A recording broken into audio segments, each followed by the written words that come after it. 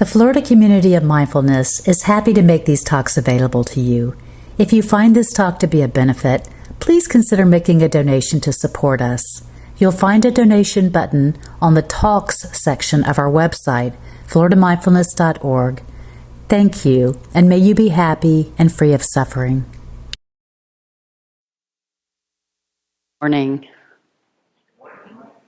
Can everyone hear me okay? Good. So one of our Sangha sisters was feeling a little lightheaded, and so one of our front rows is with her. She's fine. She's just resting in the foyer, but you may have noticed that. So thank you for coming and joining us. This morning we woke up. We had our grandchildren spend the night last night, and our 6-year-old grandson excitedly said, "It's Christmas Eve." And so he's very, very, and he said, "Yesterday was Christmas Eve." And I think this was going to go on for quite a while, but children are quite excited, and it's very much a contagious enthusiasm this time of year. So I'm happy to be here with the topic of loving kindness and compassion, because it feels, just the right place for me to be as we enter this holiday season. No matter what your tradition is, it's just nice to see people with love in their hearts and feeling that joy towards each other. So welcome. Is anyone new here for the first time today? Oh, welcome. We're very happy to have you with us.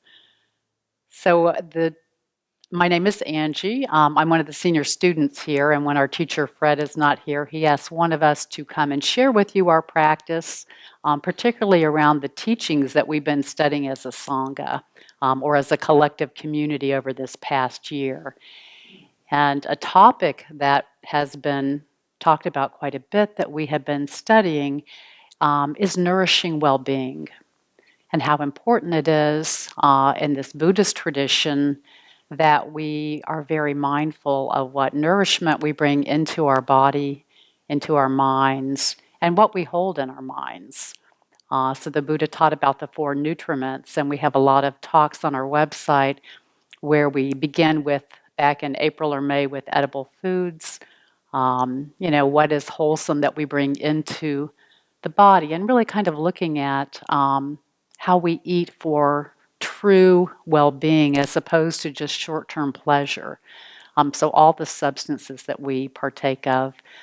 We then looked at sense impressions, and again, just things that we sometimes take for granted. We may have little conversations that at times are not wholesome, that may be a little gossipy. We may be taking in news that's negative, that waters seeds of fear and anxiety in our minds. Or we have the opportunity to take in sense objects that really nourish us. It could be beautiful music. It may be a very nourishing, meaningful conversation. It may be a walk in nature. For each one of us, there may be something different, but it's really important what comes in through those sense doors that we have of sight, hearing, and so forth. The 3rd nutriment that we've talked about this year is volition or intention. And that's an interesting one. In that case, we're really looking at, what are the intentions or aspirations that I'm living by? And sometimes they're not that obvious. If my intention is to, be present, be peaceful, yet I have this perhaps unexamined intention to have a lot of money, to have security, then it may be that my actions aren't really aligned with where my heart is. So we've talked about really looking at what are my aspirations, and am I living day to day in habit energy that may not be nourishing for me, or am I really stopping to look at, what I do with my time, and is that really aligned with where my heart is? And then the 4th nutriment that we began talking about, I think Fred may have given a talk on this in a broader sense on December 2nd at the beginning of this month, is consciousness. So it's kind of like, okay, there is this mind. What's going on in this mind, moment to moment? Because it's like we are constantly chewing on our thoughts, our emotions, whatever we're indulging in the mind, whatever seeds we're watering in the mind, has a huge impact on our well-being in terms of making us happy or making us unhappy. And so 2 weeks ago I was here and talked about what we tend to perhaps focus on too much sometimes, and that is the negative seeds, the negative formations. So, looking at anger, looking at irritation, looking at anxiety, looking at fear, and just how the mind tends to grab onto these thoughts, maybe ruminating about the past, worrying about the future, and we just feed ourselves a steady diet of that throughout the day, and how that really does, create an obstacle for being happy. So today I'd like to flip it because, as Fred has told us many times, he likes to use Thich Nhat Hanh's analogy of the garden. So if we're gardeners, yeah, we do want to get the weeds out and we want to pull them out by the root. And we talked about that a little bit a couple of weeks ago. But if all we do is pull weeds, then we just have kind of empty soil. There's no flowers, there's nothing blooming. So 75% of our time should really be on cultivating the positive seeds in mind, really growing something beautiful, not just on pulling the weeds. So we want to be aware of the negativity that rises in our mind, but we also want to be consciously cultivating the positive seeds. In Buddhism, part of the Eightfold Path is right effort. And so right effort talks about, when negativity arises, we don't continue it, we don't cultivate it, and we try to guard against the negative arising. But similarly, on the positive side, right effort tells us that when positive mind states have arisen, we should cultivate those to try to continue them. And we should also do practices to bring about the arising of positive states. So it's interesting in terms of the first of the two positive, when something positive appears in the mind, the instruction is we should cultivate that so that it continues to arise. And I think a good example is looking at how moment to moment during your day, there's always things arising in the mind that we oftentimes don't notice. And they're beautiful little moments that arise that we really don't see. It's interesting, I teach mindfulness-based stress reduction, and one of our exercises is called the pleasant events calendar. So everyone has a little calendar for 1 week, and the only request is just notice the pleasant things that happen during your day. And people are always amazed when they come in with that calendar for the next class to realize that there are so many magical moments in my day. It may just be how someone smiled at me. It may be just the gratitude I felt when someone just did something that maybe was small but was kind. Just the gratitude for the people I have in my life. Or maybe I'm noticing someone else's generosity. But what happens is these come up and we don't dwell there. So the suggestion I would have is to, begin to notice what's arising. All these wonderful positive seeds that are being watered all the time in the mind. Notice in your day when something arises, and when it does, try to dwell there for some time. Really notice, oh, that was so kind what this person did, and let the mind just rest there, because we kind of move right on to the next thing. And we tend to fixate on all the problems. This is what's wrong, this is what didn't happen, and we just don't notice there were all these other wonderful moments. And when we do that, we might find, wow, the day is actually filled with, much wonder, much to be grateful for. So that's, a very simple way of just nourishing what's already arisen. And then the second practice, and what I really wanted to focus on some this morning, is how do we cultivate loving kindness and compassion? What does Buddhism speak to? How does it inform us to bring about that state of loving kindness and compassion?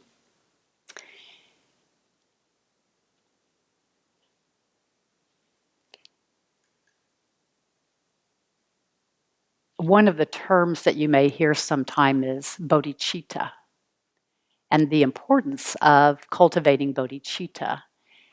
And Buddhism tells us that bodhicitta is not something that we go get, but it's a quality of mind that we all have, and it's related to what we're talking about today.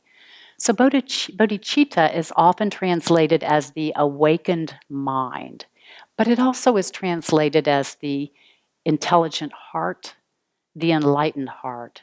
And it's really this capacity that we are looking to uncover with our Buddhist practice that has two wings like a bird. There's wisdom and there's compassion. So bodhicitta, but with cultivating bodhicitta, we're looking at that mind that we all have that is open, that is spacious, that is luminous. And that's the wisdom part of bodhicitta. So sitting in meditation this morning, no matter how many times your mind may have been drifting, the fact that you were bringing it back, you're training in the wisdom aspect of bodhicitta. You're training the mind to concentrate, to be clear, to focus, and when it wanders, to come back again. And we have lots of practices, but it starts for the wisdom part of bodhicitta with really beginning with training the mind that way. But the other wing, a bird needs two wings to fly, so that's the wisdom part of bodhicitta. The other part of bodhicitta is compassion. With compassion, the person who practices the mind of bodhicitta develops this wish to be of benefit to all beings. And it's a wonderful practice, compassion, because it really helps us on the wisdom side. On the wisdom side, we're meditating to have this clarity of mind and to begin to see that there's no fixed, permanent self here. There's really this openness, this total changing situation. There's this inner being. With compassion, when we begin to cultivate compassion for other people, suddenly, guess who we stop thinking of? Me. And so with compassion practices, it really supports the wisdom practices because we let go of ego. When we start focusing on others, we stop focusing so much on ourselves. So compassion is really one of the key practices in Buddhism. And wanting to just share a few quotes from some of our teachers. Thich Nhat Hanh, first of all, talks about compassion and loving kindness and saying it's essential that we nourish our consciousness by practicing the four immeasurable minds of love, compassion, joy, and equanimity. And then even in wisdom teachings, Chandrakirti, who was a 7th century Buddhist master, talks about, in the field of Buddhism, with all the different teachings that we have, he says, of Buddhahood's abundant crop, compassion is the seed. It's like moisture, bringing increase, and is said to ripen in the state of lasting happiness. Therefore, to begin, I celebrate compassion. So we celebrate compassion a lot here at the center. And in fact, we're going to be, in the end of February, introducing a couple of new intensive practice periods for members. And one of them will be specifically on what we call the four immeasurables, or the Buddhist teachings on love, which are loving kindness, joy, compassion, equanimity. So Diane Powell is going to be leading that retreat, and it's a wonderful opportunity to look more deeply into a few of the areas we'll look at today. We're also going to be having a compassion sense retreat, or intensive on the Lojong teachings. And that intensive will focus on both the wisdom and compassion. But again, these compassion practices are really key in there. So 2 years ago, Fred led a retreat in January of 2017, and it was called Nurturing the Mind of Compassion. And I don't know if any of you were here for that retreat, but it was a wonderful deep dive into the practices of cultivating loving kindness and compassion. We oftentimes here on Sundays do loving kindness meditations, and we are going to do one today. But at this retreat, we stepped back a few steps and said, it's wonderful to offer loving kindness to ourselves, to those we love, to those we're neutral to those that we have a difficult time with. But there are a number of other very important Buddhist practices that help open our hearts before we even step into loving kindness meditation. So I wanted to share a little bit about that this morning. After that retreat, we actually sat down and put together a little guide of all these compassion practices that Fred taught at that retreat. And I don't know if any of you have seen this on our website. In the resources section, we have something called Meditations for Cultivating Loving Kindness and Compassion. Has anybody seen those? Not too many. Good. So I'm going to tell you about them. And they're really, our website's been in a process of transformation this year, and there's one more piece coming. But we've been trying to bring resources in that you can use to support you in your home practice. In the resources section, there's a page called Mindfulness Practice Resources. And so if you take a look down that page, you'll find a lot of really wonderful Gatha's meditations, but this particular guide is really intended to be for somebody who's maybe just starting to practice. What are these practices about? Why do I do them? How do I do them? Or if you've been practicing for a long time and they feel a little bit dull, or perhaps, maybe the heart isn't totally opening in some areas, I think this guide is wonderful in helping. So I'm going to share a little bit from the guide this morning, and we'll do a couple of the practices together. So we begin with talking about meditations for arousing aspiration. So something brought you to this, exploring this path of Buddhism, to the hall this morning, to your meditation cushion, and that is some kind of aspiration. So in all the practices we do, we always want to start off by really nourishing that aspiration. And in the area of loving kindness and compassion, oftentimes what might be initiating our aspiration is just gratitude. So many people have helped us in our life. And so it's suggested that we begin these practices by really stopping to reflect on the people in our lives who have shown us such loving kindness and who've enabled us to get to where we are today. So we may think about our parents, and we may have all had different relationships with our parents. So sometimes it's very positive, sometimes it's not so positive. Yet, as tiny babies, we were nurtured. However our parents were, we were nurtured, we were cared for, we were fed, we were diapered by our parents. So we can begin with gratitude for parents. And there may be other family members. There may be teachers, friends. So it's suggested that, again, we begin looking at loving kindness and compassion by first just generating that gratitude. And then with that gratitude, we may then turn and think, how do I want to then share what I've been given to benefit other people?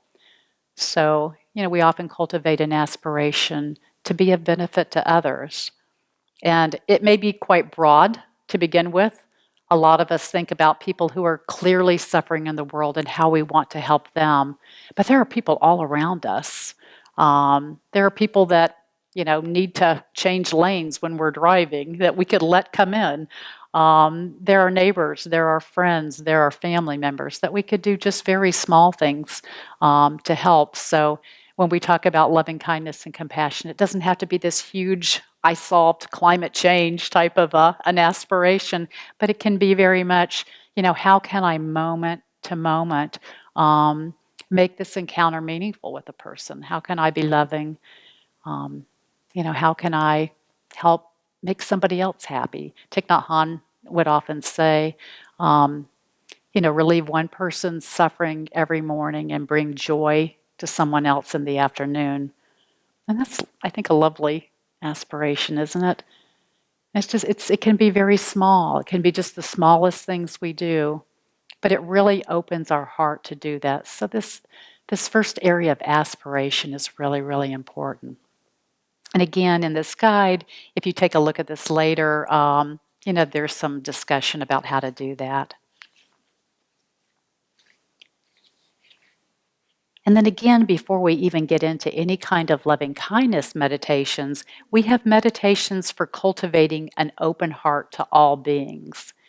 And this is a really important area to not skip and to do these practices because we don't intend to do this, but we tend to walk around the world with a bit of a kind of a view of me and sort of like, I'm the actor, the main actor in the play. Everybody else is a bit player. And I don't even really notice a lot of other people, who they are, that they want to be happy. It's really, very much about us oftentimes. And so it's important to do meditations where we begin to not discount ourselves. I mean, our happiness is important too. And if we want to bring happiness to others, we want to be happy people. But instead of it being so much me, let it be us. This world about connecting, about happiness is all about a we. So these are all meditations in this next section to help open the heart and really bring in that feeling of we. And there are a lot of things in here that begin with ease. So we have the first meditation is something we call equalization. And with equalization, we're simply noticing that all human beings want to be happy just like I do. We just don't, it seems so simple, but every single person in this room wants to be happy and wants to not suffer. So let's do a little meditation with that. So I invite you to close your eyes, and I'll lead us in a short meditation. So you might see how this is practiced.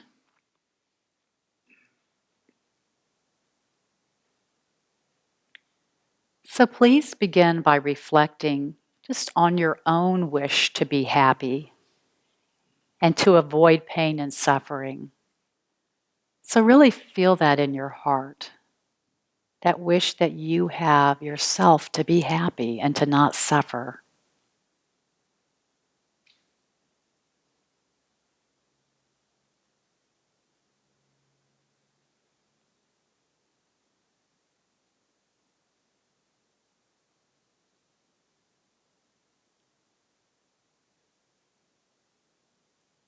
And now I invite you to open your eyes for a moment and look around the room and just, as you gaze softly around the room, maybe just hold one face in your mind of someone who you don't already have a close relationship with. So it could be anyone, and you might know the person, or maybe you've never seen them, but just someone that you don't already have a close relationship with.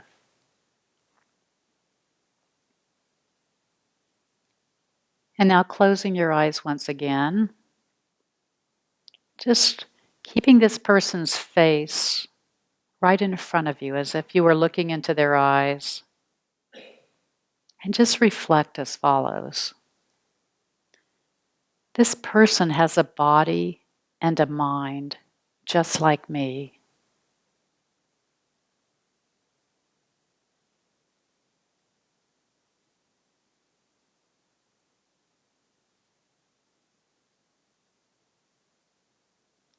This person has feelings, emotions, and thoughts just like me.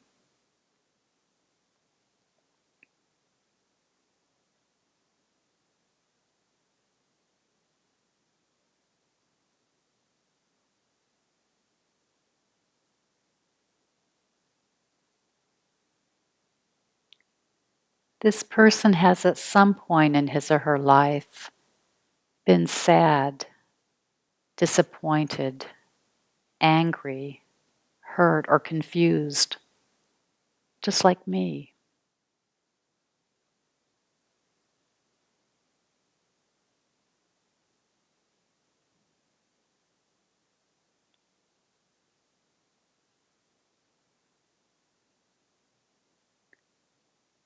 This person has, in his or her own life, experienced physical and emotional pain and suffering, just like me.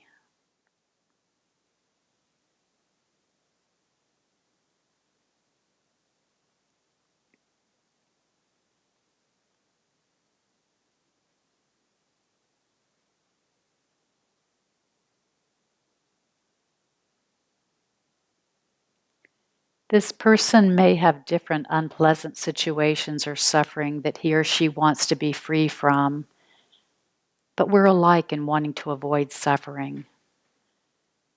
One may suffer from losing a job, another from a breakup in a relationship, another from being lonely, another from poor health.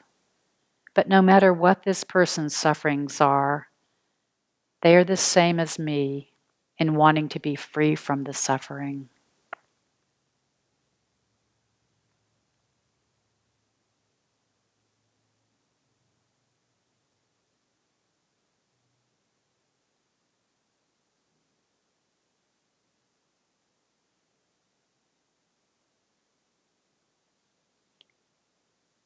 This person wishes to be healthy and loved. They want to have fulfilling relationships, just like me.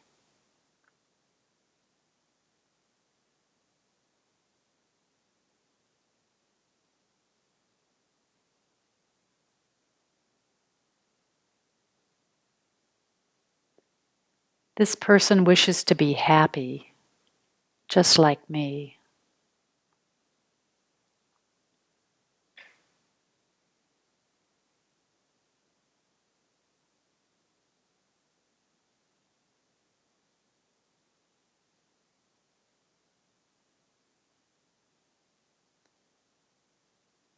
There is no reason that my happiness or wish to avoid suffering is any more or any less important than this person's.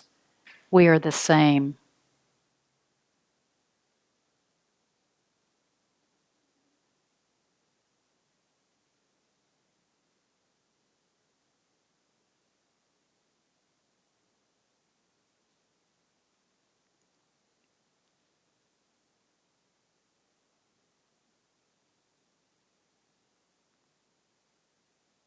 So when you're ready, just in opening your eyes again.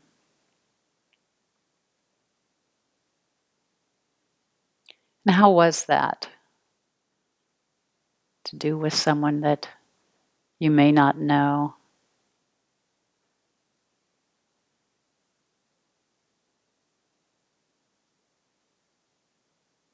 It's Mauricio.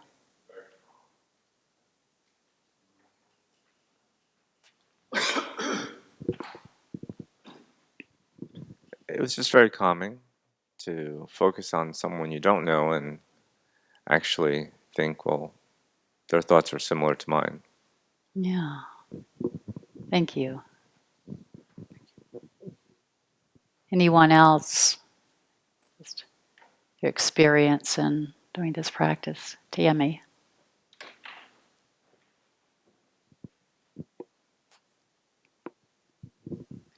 It's interesting that I don't know that person any more than I did before, but I feel like I know them better. Yeah, thank you. You feel like you know them better. It's funny. We may not have any idea what kind of music somebody likes or what books they like to read or anything about their family, but we know probably the most important thing about them, right? They want to be happy and they don't want to suffer, just like me. And when when we realize that, there can be an opening there with a perfect stranger, or maybe even with difficult people in our lives. When we're not caught in the story, and we simply just realize that as another human being, we may be very different in terms of what makes us suffer and what makes us happy, but we all want to be happy and we all want to not suffer. And sometimes that helps. You think, why are people doing what they're doing? But at the deepest level, we want to be happy. We all want to be happy and we want to not suffer. So this is really, I find this is kind of for me, it's sort of like a little pop-up meditation I do sometimes if I'm in line at Publix or someplace and, there's strangers all around. I can feed the negativity. I wish this line would hurry up, or you can go off into some other area, or you can just notice because we tend to live like everybody else is kind of one-dimensional. There's me and I'm colorful and my friends and those I know, they're all sort of three-dimensional beings. And then there's everybody else that we just see in a sort of a flat way. But when we practice, maybe at the airport or just somewhere where you're waiting, and just look at other human beings and notice that, just like me, this person has had family, they've had loss in their life, they have hopes, they have fears. Suddenly it makes the world much richer. And I think it connection more meaningful. And of course, they have no idea what's going on in our minds, but it's our mind and our heart that we're really trying to open up with these. So this, I think this equalization is a really wonderful, heart-opening meditation to practice. Did anybody have any questions or just any challenges with that you might want to share? Mauricio?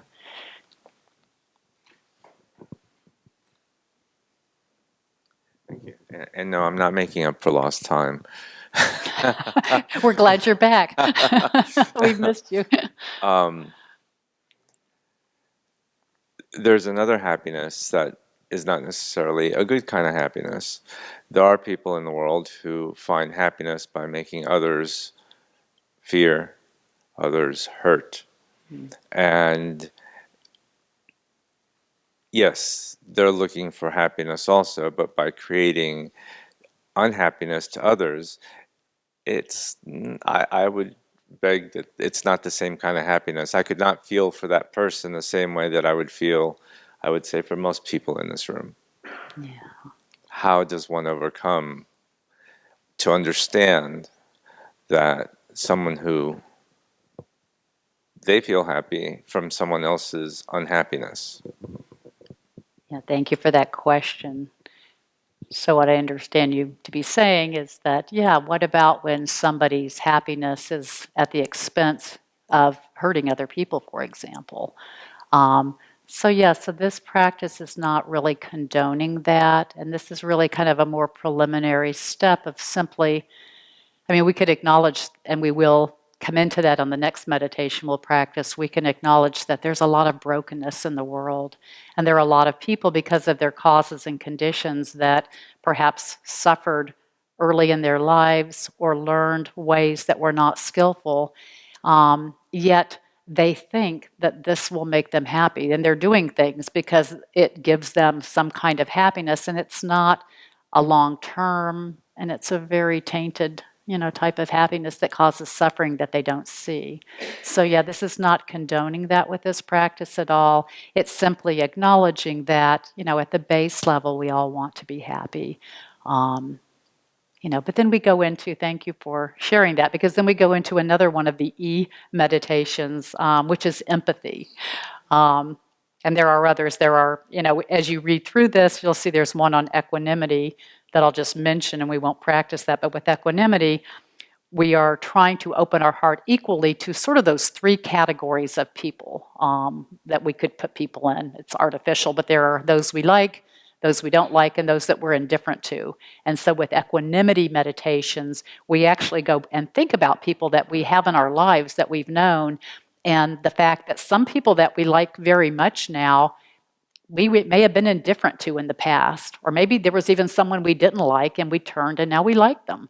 Or there could be people that we love that were the best friend in third grade that we haven't thought about them in decades. Or there could be people that we loved dearly who, because of causes and conditions and relationships, we now feel a lot of negativity towards. So equanimity is simply to show us that our minds, I don't know if I'd use the word arbitrary, but our minds change. People, now I like this one, now I don't like that one. And it's just to realize that the world is not black and white and it's not fixed, that our minds change. Perhaps we see somebody in a different way. Maybe we find out something about someone that causes them to act a certain way. And all of a sudden, instead of detesting the person, we're like, we feel a lot of compassion for where they've been, and there's understanding. And not that we condone what they do, but instead of coming from a place of anger, we might come from a place of love and understanding. Thank you.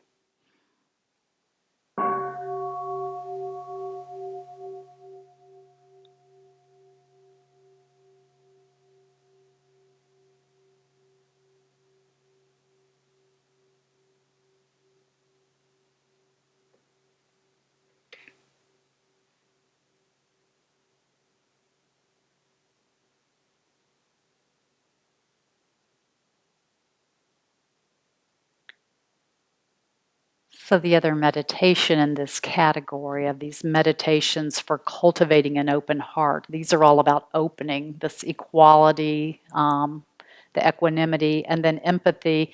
It's about opening our hearts to others, to really, to kind of see where they are, to see them with more, much more of an open heart. And so equanimity is a really important one. And that goes somewhat to what Mauricio is saying about the person who seems to be very unskillful in what they do, and the fact that we can look at certain people and say, how could they do what they do? I just, this person is, their behavior is repulsive, and I just can't understand. I'd never do that myself. So with empathy, what we're doing is we're looking at a situation, and typically it's with a difficult person, and we're putting ourselves in their shoes. One of Buddhism's largest teachings is causes and conditions, that everything that happens for a reason, happens because of a cause. And it may be a lot of different causes that create a particular result, but it's important to see that. So when we look at other human beings, everyone is a product of their causes and conditions. And so people that we find great difficulty with, they also are a product of their causes and conditions. And what are causes and conditions? That would include, from the moment they're born, how they're treated by their parents, how much they were loved or maybe not loved, whether they felt safe, whether they may have felt abandoned, whether they had exposure to values that might be similar to ours, or whether they may have been brought up in a culture that really stressed, materialism, winning, being number one.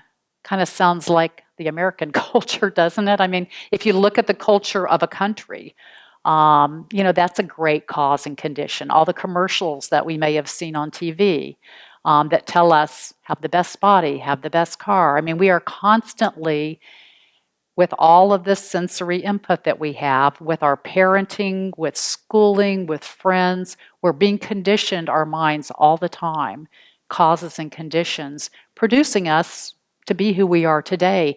And that's true of everyone else. So with empathy meditations, the invitation is to select someone who's difficult in your life, someone that when you think of this person, you think, I can't believe they do this. And so you could select someone, and we'll practice with this briefly. You could select someone who is real and personal in your life that you have difficulty with, or you could select a political figure or whoever you want, but just someone that you can practice with, that when you think of this person, I think, And often, if the person is just too overwhelmingly difficult, maybe that's not the right person to begin with. You might want to work up to that type of person. So maybe select someone that you get some irritation with, but it doesn't have to be the most difficult person in your life. So please bring someone to mind right now that you would put in that difficult category when you think about them. And let's practice with that person.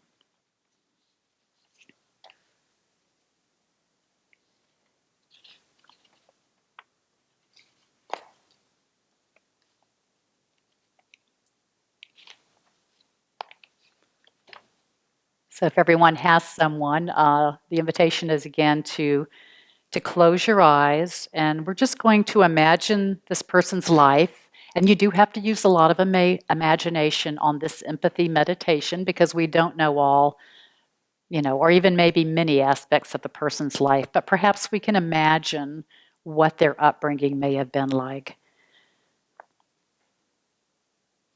So picturing this person first as a newborn.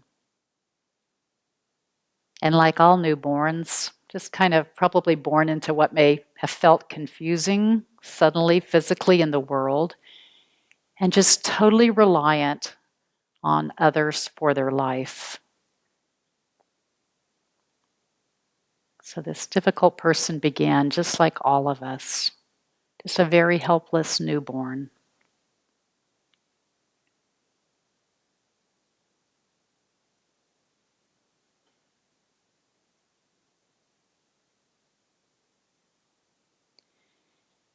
And then imagine what this person might have been like as a toddler, learning to move about the world and being influenced by their family or other caretakers and their environment. So whether they had a household of abundance or not, whether it might have been a warm environment or not, whether there may have been loving kindness, patience, understanding by the parents, or perhaps not.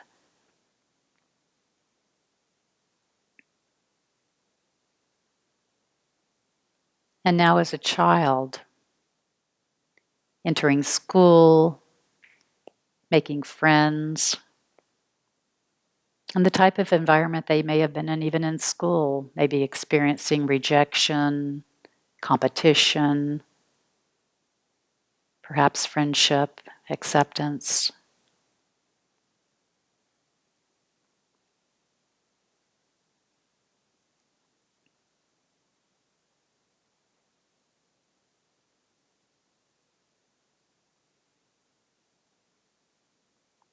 And as an adolescent, maybe struggling to define themselves, to fit in with their peers, perhaps experiencing being left out.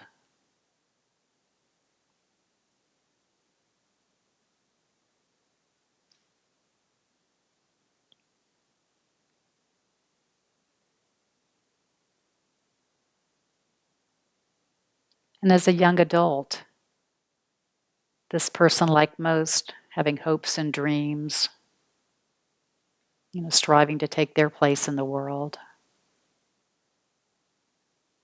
That time of life where so much seems possible.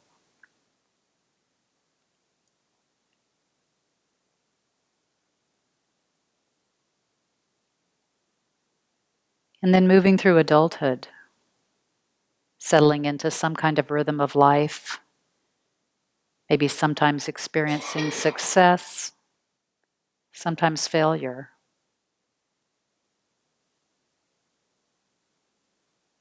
Perhaps having views, fears, resentments that may have become hardened as this person moved through life. Perhaps moving through life in an environment, again, of competitiveness, dog-eat-dog world, or perhaps being in a world where there wasn't a lot of love, acceptance.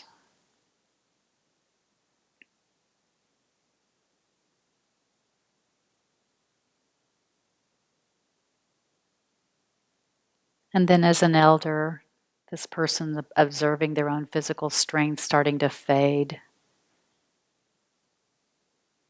becoming less able to move around, and finally on their deathbed, looking back on their life and taking their last breath, closing their eyes.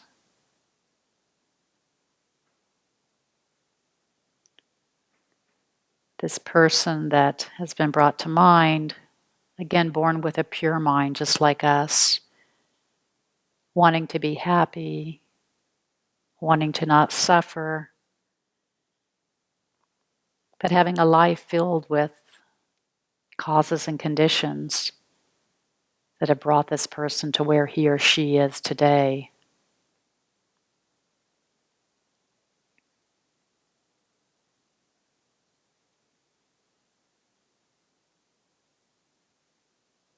And just allowing yourself, if you can, to be filled with the kind wish that he or she have a life filled with happiness and peace, that their life be free from suffering and the causes of suffering.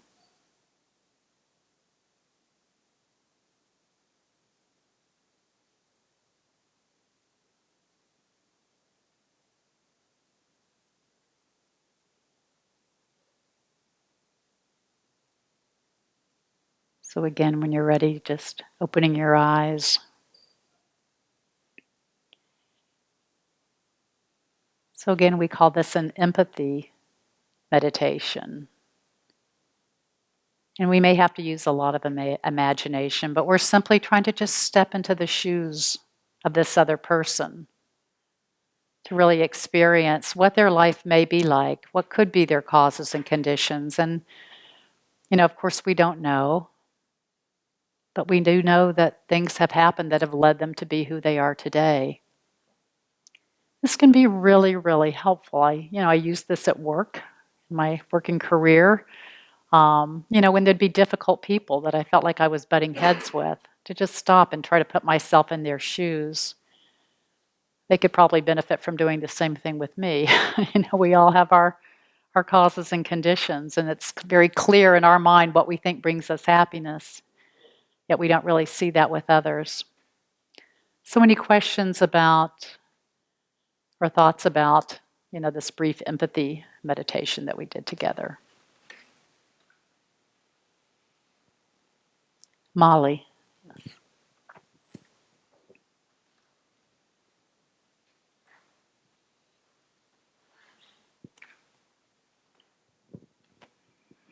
I did notice,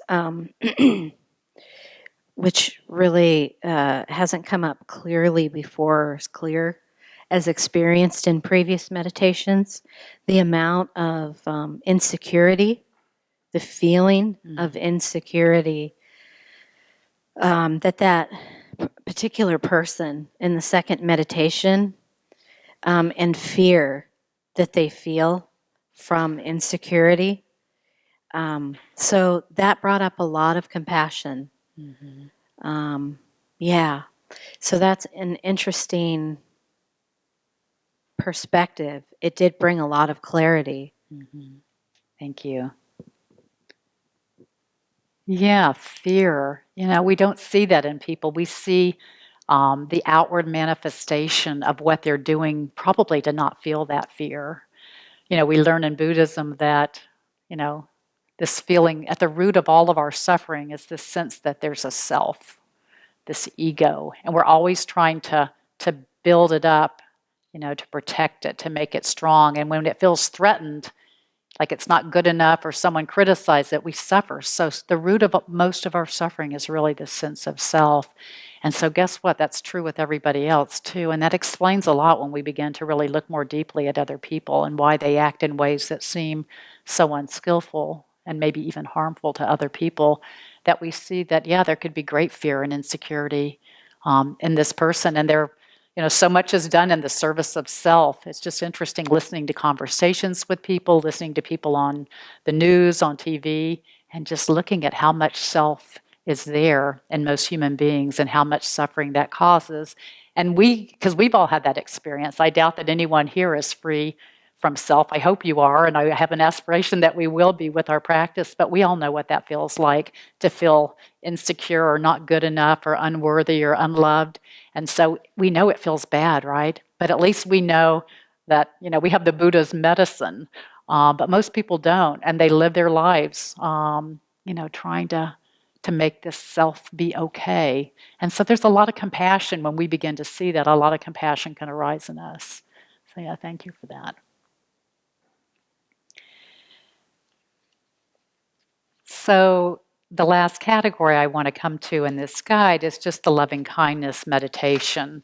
There are also some meditations for a step beyond loving kindness is, compassion, that wish to actually alleviate other suffering. And we won't go into those today, but the loving kindness meditation is one that, again, we often come into the meditation hall, we sit, we walk, and then we do the loving kindness meditation. But hopefully you can see now that if we start first with an aspiration of wanting to benefit others, if we see all of us as equal in terms of wanting to be happy and not suffer, and particularly for those difficult people, if we began to step into their shoes and see what their life may have been like, when it comes time to do the loving kindness meditation, we are already starting from a place with a more open heart.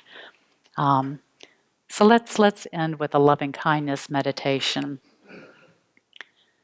So please, again, closing your eyes.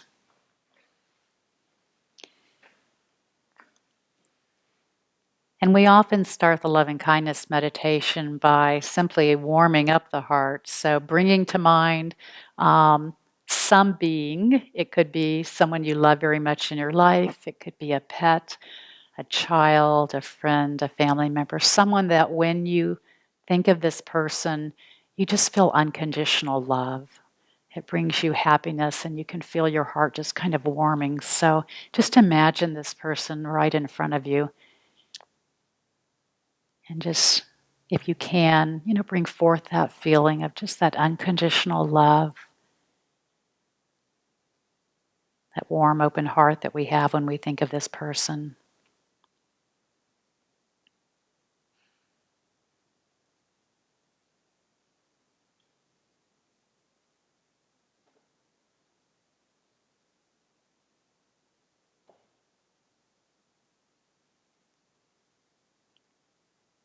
And now letting go of the image of that person, but if you're able to, just kind of letting that feeling remain. Imagine that you are looking into the eyes of yourself. And we always begin loving kindness with ourself because when we can open our hearts to ourself, it makes it much easier to open our hearts to others.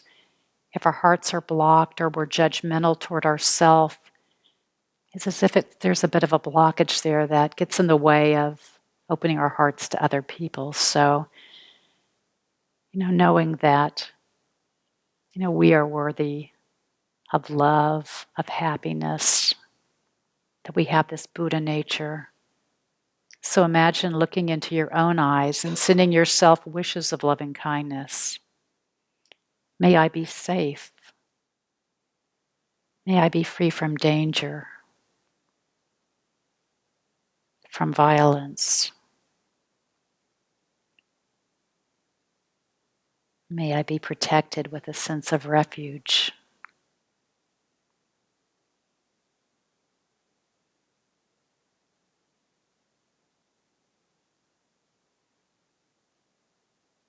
May I be happy, in touch with my own loveliness, not fearful, but trusting of my own heart and loving.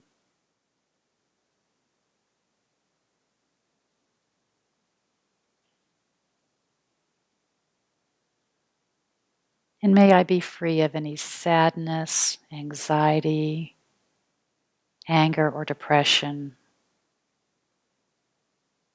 May I be happy.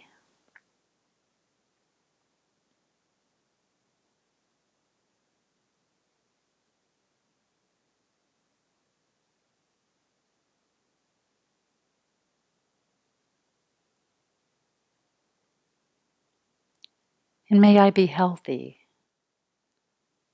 as free as possible from pain, disease, illness.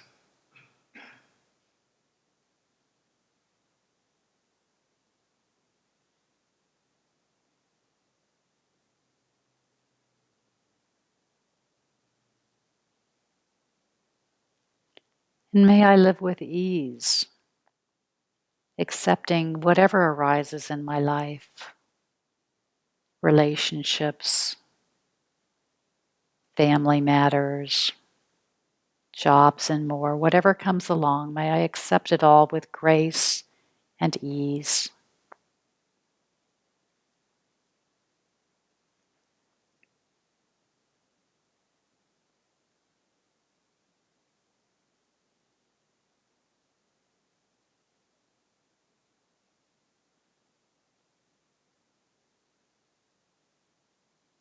And now letting go of that image of ourselves and bringing to mind someone that you've had a very loving and close relationship with, someone very dear to you.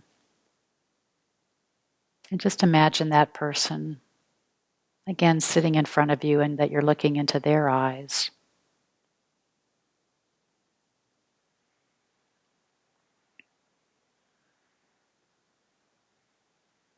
And sending this person loving kindness. May you, my friend, be safe, free from danger, protected.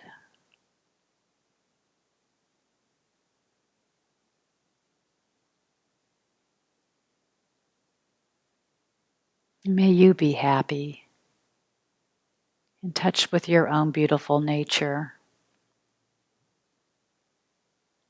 loving, free of fear, free of sadness, free of anxiety, free of anger.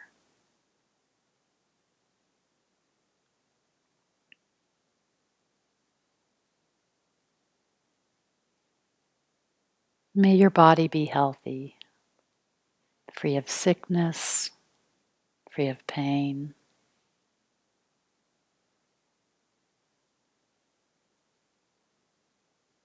And may you live with ease, so that whatever comes your way in life, your family, your job, your relationships, that you live with all of it with a sense of ease, acceptance, peace.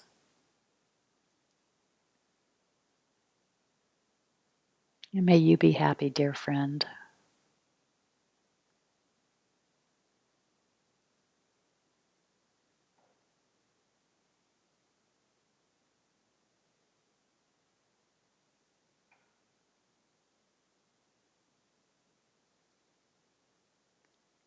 And now letting go of the image of this beloved person in your life and bringing to mind someone who you don't know well, so someone who would fit into that sort of neutral category.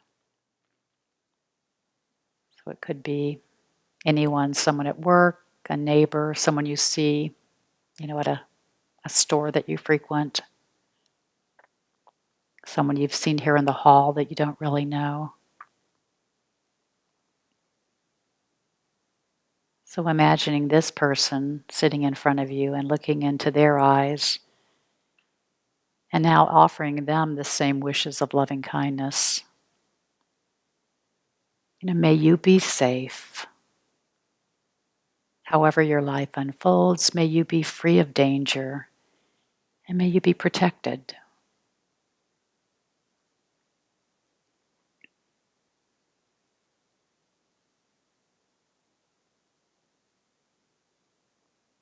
May you be happy, in touch with your own loveliness, your own nature. May you be free from worry, anxiety, from sadness, from anger. May you live with much happiness.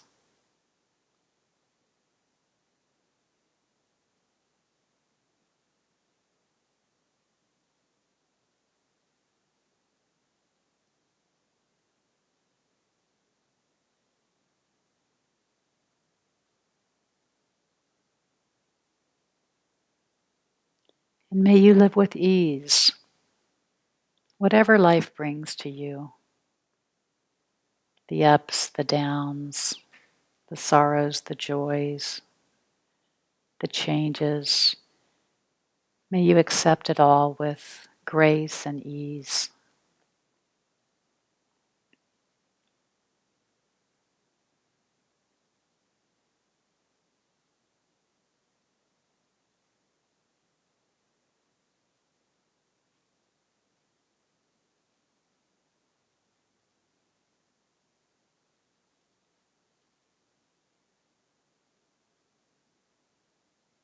So letting go of this image of this neutral person who,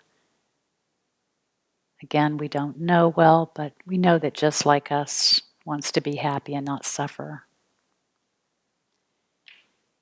And so now bringing to mind someone in your life that you have a difficult relationship with.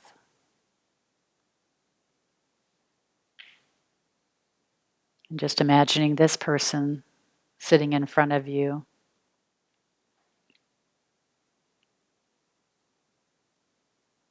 And knowing that even if this person has caused us or the people that we love suffering, that this person has suffered as well, that they probably suffer greatly now,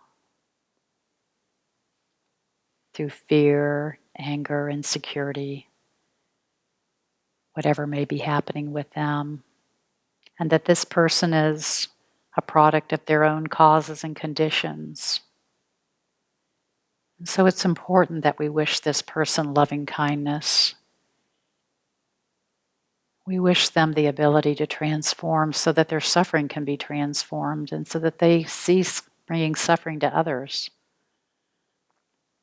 So we send them loving kindness and wish them, may you be safe. In this world, may you be free from danger. May you find refuge.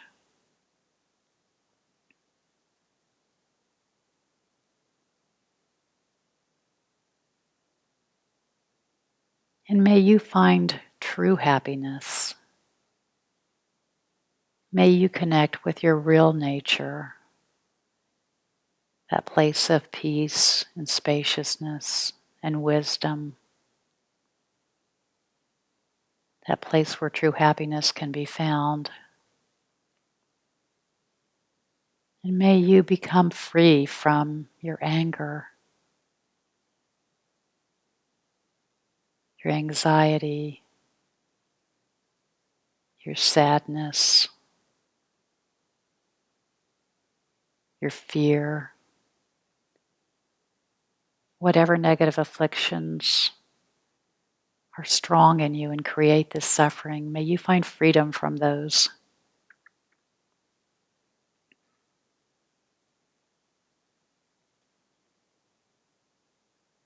May you be healthy and free from pain. And may you live with ease, no matter what's happening in your life.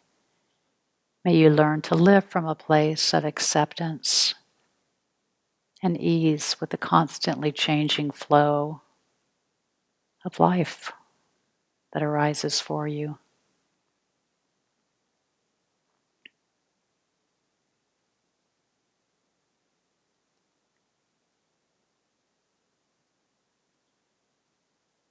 And now finally letting go of that image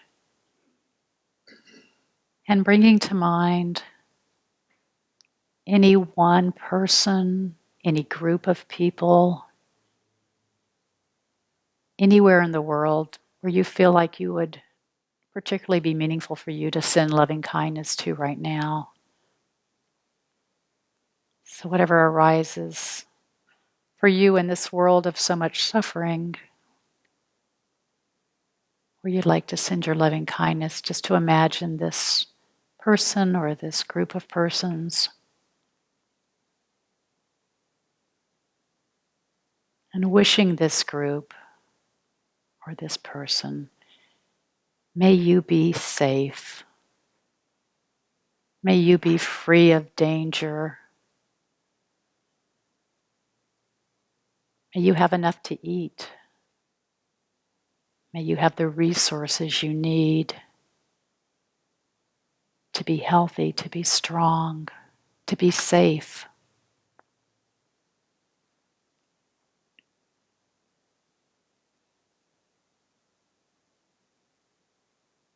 May you find happiness and the causes of happiness in your life. May you be free from fear, from worry, from sadness, from anger, from whatever comes up that creates even more suffering in addition to whatever other conditions may be present in your life.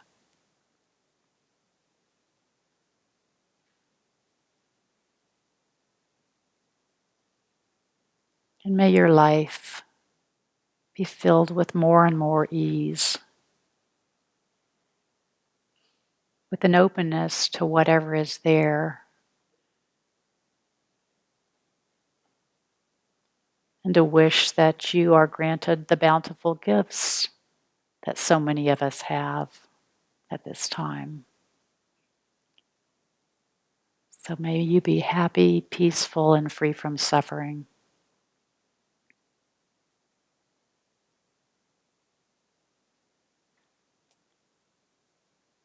So now just noticing, how your heart feels as it's opened successively to different types of people in your life, different situations. Just notice what it's like to nourish that feeling of loving kindness and compassion in your mind and in your heart.